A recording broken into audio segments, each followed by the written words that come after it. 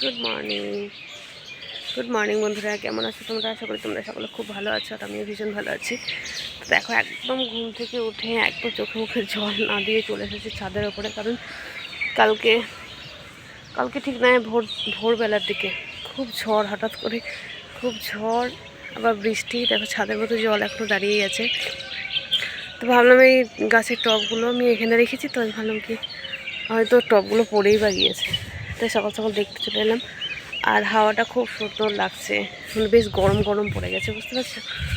সারা রাত ফ্যান চলেছে, তো বৃষ্টিটা হওয়াতে একটু হাওয়াটা বেশ ঠান্ডা ঠান্ডা লাগছে, কিন্তু বেশ ভালোই লাগছে গায়ে। তো চলো, আজকে তো সকাল থেকেই এখন ওই 7টা বাজবে, একটু লেট করে উঠলাম কারণ বৃষ্টি পড়ছিল, আবহাওয়াটা বেশ ভালো ছিল না, তার জন্য একটু শুয়েছিলাম। আর রাত জেগে কাজ করেছি, বুঝতে পারছো চোখ মুখ দেখে। তো চলো, আজকে তো অনেক কাজ আছে, কারণ আজকেও পুরো কমপ্লিট করতে হবে, তারপর সবগুলো আয়রন করে তারপর কালকে যাব দিতে। তো তোমরা ভিডিওগুলো কন্টিনিউ দেখতে থাকো, আশা করি তোমাদের ভিডিওগুলো খুব ভালো লাগবে। আর রিমি রিমি বলে একটা মেয়ে যে বলেছে কি ইন্টারলক মেশিন চাইবে না, লাগবে নাকি। তো আমি বলবো, দেখো আন্ডারগ্রাউন্ড সেলাই আমি যেরকমভাবে করি, আমার কাছে কিন্তু কোনো রকম ইন্টারলক মেশিন নেই, আর ওতে কোনো সমস্যা হবে বলে আমার মনে হয় না। একটা মেশিন থাকাই যথেষ্ট, কারণ আমি 15 বছর ধরে কাজ করছি, আর এত কাজ করছি, তাহলে কিন্তু কোনো দিন ইন্টারলক মেশিনের কোনো প্রয়োজন হয়নি। তো আমি বলবো ইন্টারলক মেশিন কেনার দরকার নেই, তোমার কাছে যে মেশিনটা আছে সেটা দিয়ে হবে। কোনো কাস্টমার যদি অবজেকশন করে, তাহলে তুমি আন্ডারগ্রাউন্ড সেলাই করতে পারো, যাতে করে কোনো সমস্যা হবে না। ঠিক আছে, তো চলো ভিডিওটা কন্টিনিউ করতে থাকো। সকাল থেকে এত সুন্দর একটা ফ্রেশ আবহাওয়া দিয়ে আজকে আমার ব্লগ শুরু করলাম। তো দেখো, আরেকজনে কমেন্ট করেছে সিম্পল ব্লাউজ কত নেন? তো আমি 200 টাকা নিয়ে, আর দিদি সব কাজ জানি কিন্তু আমি কাজ পাচ্ছি না। তো তোমাদেরকে আমি প্রথমেই বলবো কি, দেখো কাজ যখন পাচ্ছ না তখন এক কাজ করবে, তুমি নিজে নিজে কিন্তু ড্রেস বানাবে আর নিজেই পরবে, কোনো অনুষ্ঠান বাড়ি যাবে, নিজে বিভিন্ন স্টাইলের তোমরা ব্লাউজ বানাতে পারো, গাউন বানাতে পারো, যেসব ড্রেসগুলো পরো সেই সবগুলো পরবে আর যাবে। ঠিক আছে, আরেকজন কমেন্টছে দিদি খুব ভালো লাগলো, আর একটা লিখেছিল কি এটা প্রভা থাকে না? হ্যাঁ, ওটা প্রভাদাই ছিল। তো তোমাদের এই কমেন্টগুলো আমি তুলে ধরছি, সত্যি বলছি খুব ভালো লাগছে তোমরা এইভাবে আমাকে কমেন্ট করছো, তাই জন্য তোমাদের কমেন্টটা তুলে ধরলাম। তো আজকে একটু আমি ব্লগ দিয়ে শুরু করছি। তো দেখো, সকাল সকাল আমি কিন্তু সমস্ত কাজ সেরে নিয়েছি। অনেকে হয়তো ভাববে কি আমি হয়তো সারাদিন কাজ নিয়েই থাকি, তাই হয়তো এতগুলো ব্লাউজ করতে পারি, কিন্তু সেটা নয়, জানো তো। সংসারের সমস্ত কাজই কিন্তু করতে হয় প্রত্যেকটা বউকে, আমাকে বলে নয়, আমি কাজ করছি বলে নয়, যারা ধরো চাকরিজীবী আছে, আরও নানান কাজের সঙ্গে যুক্ত আছে, সবাইকেই কিন্তু নিজের সংসারটা আগে দেখতে হয়, তারপরে অন্য কাজ। তেমনই আমারও সেম, সকাল থেকে উঠে সংসারের সমস্ত কাজ করি, তারপরে দেখো এইসব রান্নাঘরে ঢুকে টুকিটাকি কাজ কিন্তু সকালকার যেগুলো হয় সেগুলো করে নিলাম, একটু ঝাড়া মোছা, একটু সকালে জলখাবার করা, আর রান্নাঘরটা একটু গুছিয়ে নেওয়া, এইসব টুকিটাকি কাজ যেগুলো করতে হয়। হ্যাঁ, কাজ সবই করি, কিন্তু রান্না জিনিসটা আমাকে করতে হয় না এখন, আপাতত শাশুড়ি মাই করেন, তো রান্না বান্নাটা করতে হয় না, কিন্তু বাকি সমস্ত কিছুই কিন্তু করতে হয়, এ টু জেড। রান্না ছাড়া কিন্তু সংসারে অনেক কাজ থাকে, ঠিক আছে। সমস্ত কিছু আমি চেষ্টা করি 2-1 ঘন্টার মধ্যে সেগুলোকে কমপ্লিট করতে, মানে 10:30 থেকে 11টার মধ্যে আমার কাজ কমপ্লিট করতে আমি চেষ্টা করি। স্নান টান করে নিই, তারই মধ্যে পুজো করা, সমস্ত কিছু কিন্তু আমি 10:30 থেকে 11টার মধ্যে কমপ্লিট করার চেষ্টা করি, আর সেই টার্গেট নিয়ে সকালে ঘুম থেকে উঠি আর সেই মতোই কাজ করি।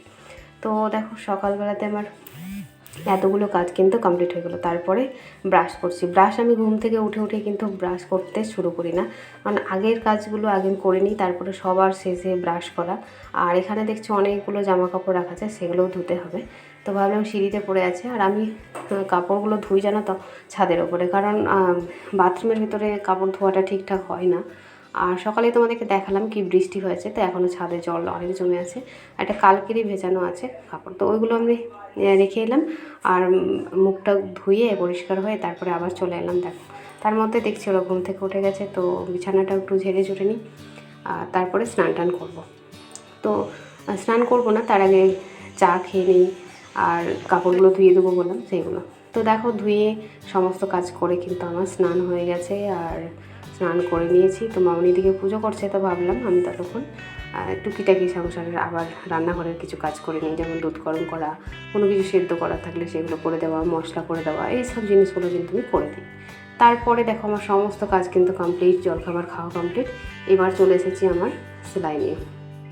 এই নিয়ে শুরু হলো আমার প্রায় ওই 11টা থেকে শুরু হয়, ওই তোমার 1টা-1.5টা পর্যন্ত কিন্তু একই রকম কাজ চলে। তারপরে মাঝখানে আবার একটু ব্রেক হয়, খাওয়া দাওয়া করি, তারপরে বাসন টাসন ধোয়া এইসবগুলো করি, তারপরে তখন আবার সেলাই বসে।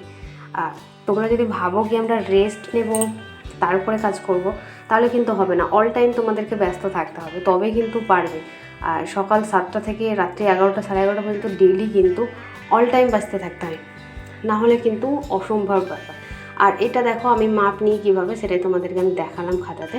তো আজকে আমি তোমাদেরকে দেখাবো সেটা হচ্ছে তোমরা একদম তার আগে দেখো মেশিনে আমি মোটর লাগিয়েছি, তো একটু ডিস্টার্ব করছিলো, তার জন্য মিস্ত্রি এসেছিলো। তো আজকে আমি তোমাদেরকে দেখাবো মেনলি কলার কীভাবে লাগাবে, সেটা তোমার বকরম ছাড়া।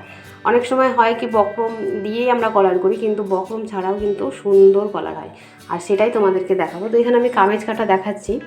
তো এখানে আমি ডিটেলসটা তোমাদেরকে দেখালাম না, কারণ কামিজ কাটার ভিডিও অনেকগুলো দেওয়া আছে।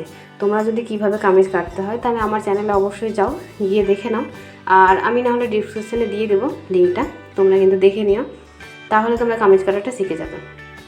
তো আমি এখানে কামিজটা কাটিং করে নিচ্ছি।